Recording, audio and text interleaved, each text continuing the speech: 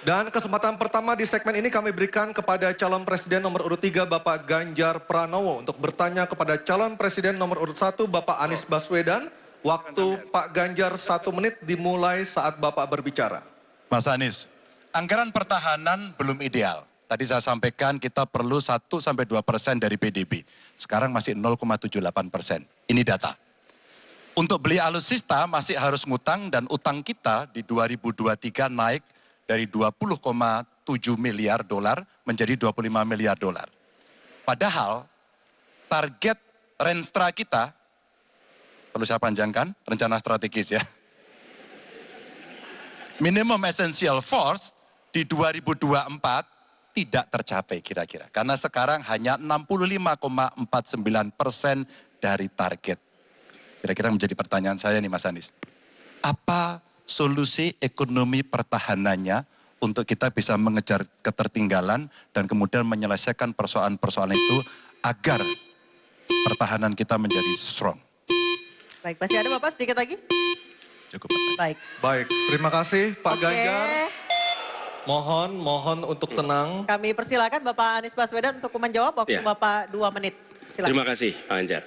Jadi terkait dengan anggaran pertahanan, seperti tadi disampaikan kita masih di bawah. Kalau tadi disebutkan 0,78, kami memandang memang perlu sampai dengan 1-1,5% yang kita butuhkan. Dan untuk itu, maka kita harus memperbesar GDP kita, memperbesar APBN kita. Karena itulah pertumbuhan ekonomi menjadi penting. Dengan pertumbuhan ekonomi yang merata dan berkualitas, harapannya maka kita memiliki masukan negara yang cukup. Kemudian yang kedua, tadi terkait dengan hutang. Hutang-hutang yang digunakan untuk aktivitas produktif yang meningkatkan kesejahteraan, menumbuhkan perekonomian. Itu juga salah satu cara untuk memperbesar APBN kita dengan adanya pendapatan ini. Yang ketiga adalah bagaimana pajak kita diperluas basisnya, ditingkatkan efektivitasnya. Lagi-lagi untuk meningkatkan pendapatan. Namun yang tidak kalah penting adalah memastikan bahwa praktek-praktek koruptif yang membuat anggaran terserap tidak secara optimal itu ditiadakan.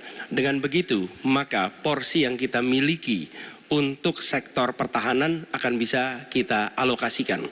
Tanpa kita memiliki anggaran yang cukup, maka alokasi di sini menjadi berat. Dan bila kita melakukan pembelanjaan, maka kami membayangkan justru menggunakan kekuatan sendiri. Kalaupun ada dalam bentuk hutang, maka itu satu paket dengan belanja senjatanya, belanja alutsistanya, sehingga itu menjadi satu kesatuan. Dan meniadakan praktek-praktek middleman di dalam penyelenggaraan alutsista. Seperti peraturan perundangan yang mengharuskan itu G2G atau langsung dengan korporasi yang membuatnya.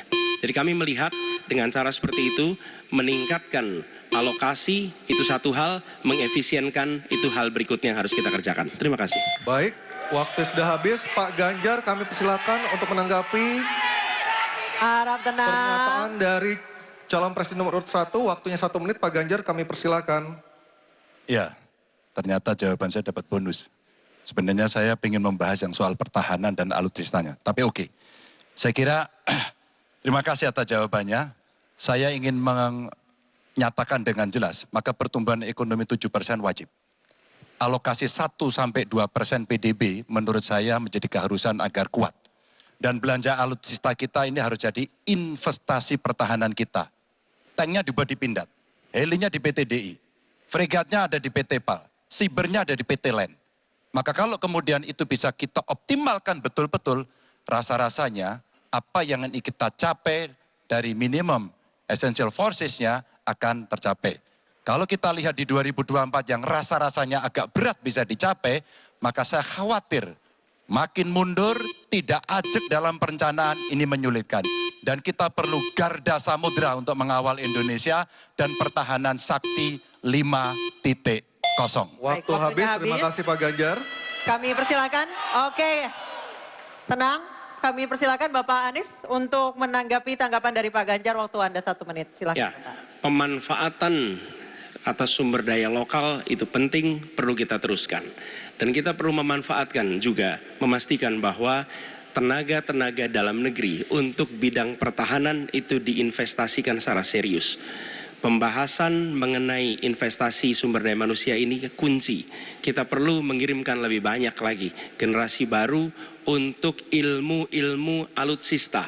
Sehingga ke depannya penyelenggaraan alutsista domestik bisa berkembang. Itu satu hal dalam jangka panjang.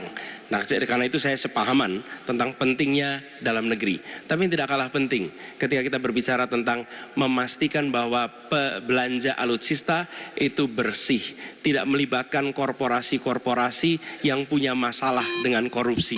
Dengan begitu maka bukan saja anggarannya efisien, tapi tidak bocor di dalam belanja alutsista.